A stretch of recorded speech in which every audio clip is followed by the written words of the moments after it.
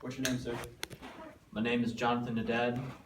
In the military, they called me JJ Touche for unknown reasons.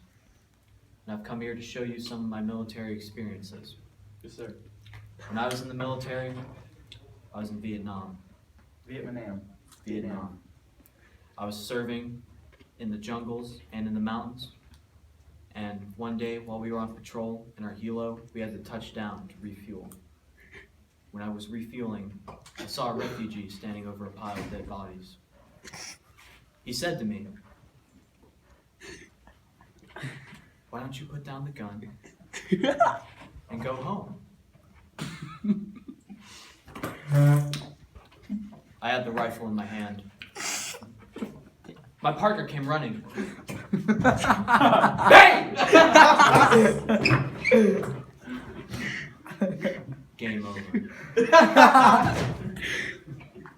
Thank you, sir. That was a very inspirational message. Thank you.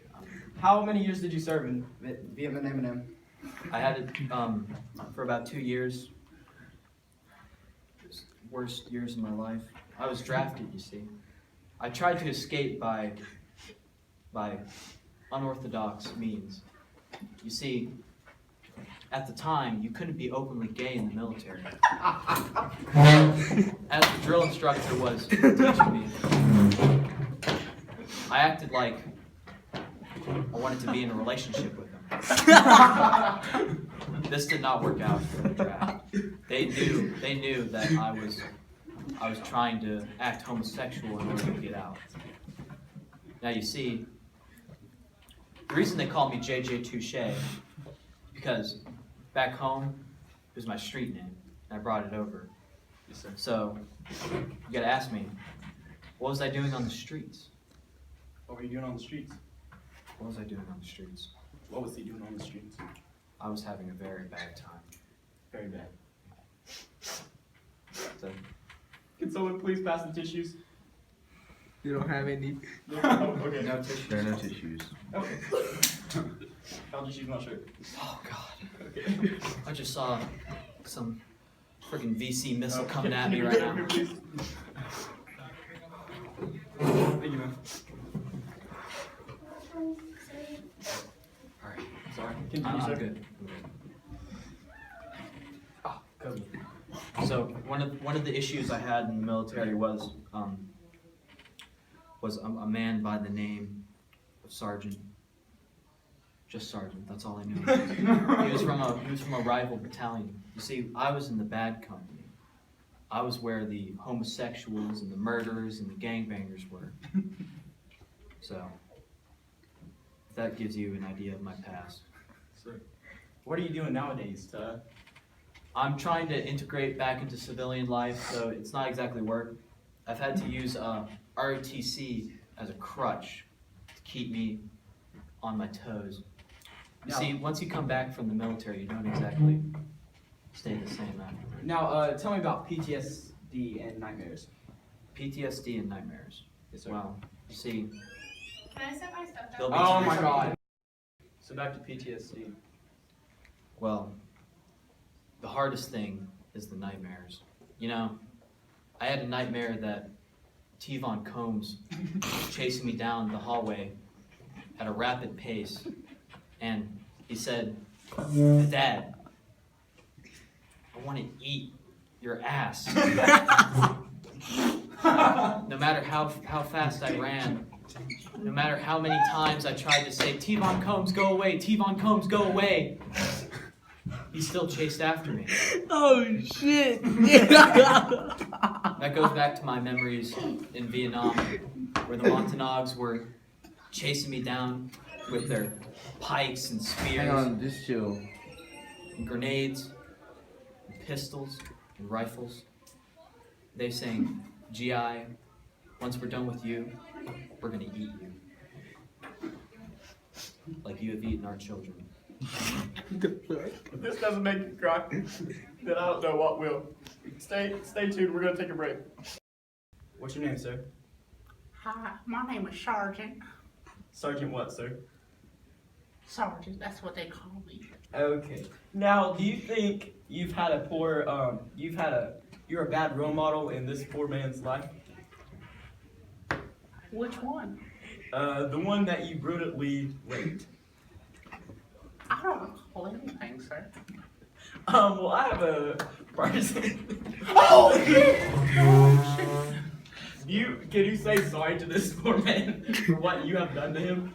I've never seen his face in my life. But have you seen his butthole? Now, Jonathan, please tell me the tragedy that he is a stoke on you. Well, you see,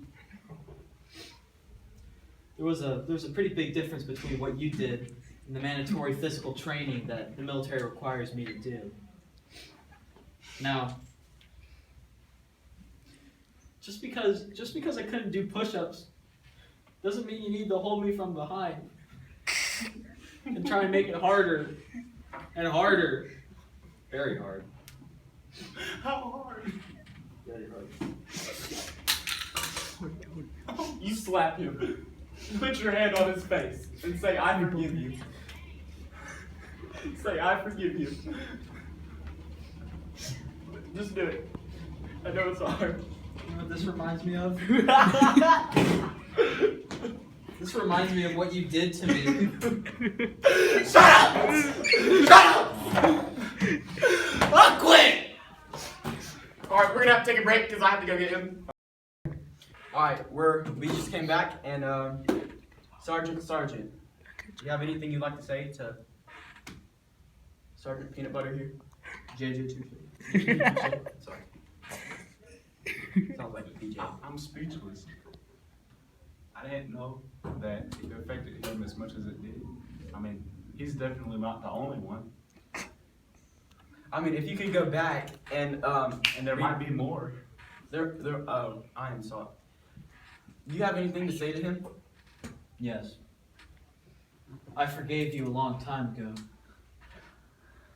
But what you need to do now is apologize to that man. What the fuck you mean about the where my money at? You know, Holmes? He hasn't, man. Where you at? He hasn't, man. Where you at? I'm about to pull my gun out, little minute. Where? Okay, we're gonna have to take a break. Sorry.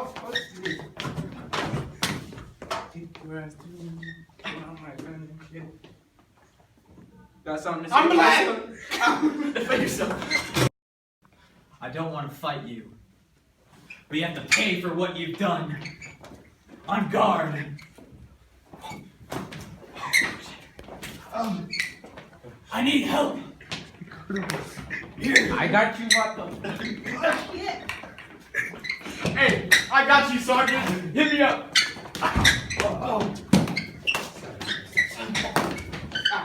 Get up. He said in the day. My nipples are hard. That feels weak. Retribution! They have all fallen My knee. in this episode. It's okay. Sit down, son. I won this fight. But at what cost?